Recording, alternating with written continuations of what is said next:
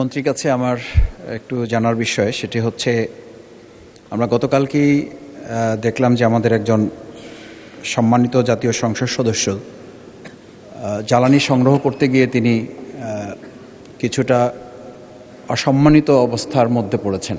এর আগে আমাদের একজন সংসদ সদস্য আমরা জেনেছিলাম যে তিনি তেল না পেয়ে জ্বালানি না পেয়ে তিনি কিছুটা সংকটের মধ্যে ছিলেন। আমরা খুবই ছোটোখাটো জনপ্রতিনিধি, দিনে অন্তত 30 থেকে 40টা ফোন পাচ্ছি এলাকায় যেহেতু আমাদের এলাকা বাউফল আমার এলাকা, সেখানে পেট্রোল পাম্প না থাকার কারণে ডিলার যারা বিক্রি করেন সেই ডিলার যারা বিক্রি করেন তারাও কারসাজি করেন। এই কারসাজি যারা করেন তারা দোকানগুলো বন্ধ করে দিয়ে নিজেদের বাড়িতে বিক্রি করেন। সেখানে যখন ম্যাজিস্ট্রেট যান বাড়িতে তারা কেউ থাকেন না।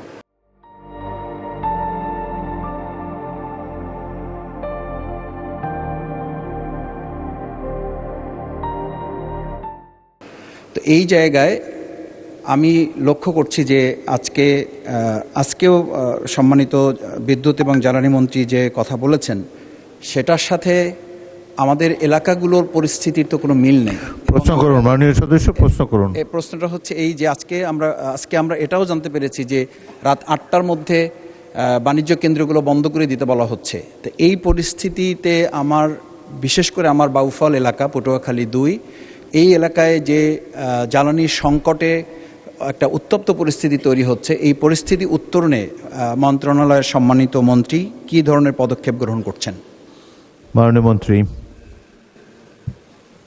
আমাদের যে মজুদ আছে এবং যে এলাকায় প্রতিদিন যতখানি তেল দেওয়ার কথা সেটা আমরা সাপ্লাই করছি। এখন ওনার বক্তব্যে উনি বললেন সেই ডিলার ইচ্ছা করে যে পালিয়ে যায়, সেটা ওখানকার যে আইন শৃঙ্খলা বাহিনী আছে তাদেরকে বললে সেই ডিলারকে ধরে এনে সেই তেলগুলো সরবরাহ করতে পারে। আর আজকে যে বৈশ্বিক যে অবস্থা সারা পৃথিবীতে এইটা একটা বড় সমস্যা হয়ে গেছে, তারপরেও আমরা বাংলাদেশে এইটাকে সুষ্ঠুভাবে চালিয়ে নেওয়ার চেষ্টা করছি। কিন্তু মানুষের মধ্যে যদি প্যানিক বাইং সৃষ্টি হয় সেটা রোধ করা একটু কঠিন।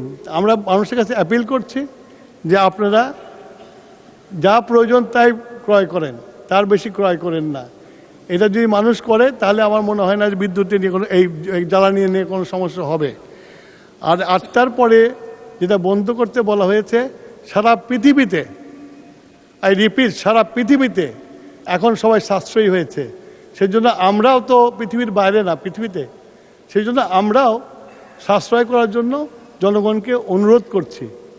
আশা করি জনগণ আমাদের অনুরোধ রক্ষা করবে। মাননীয় স্পিকার, ধন্যবাদ।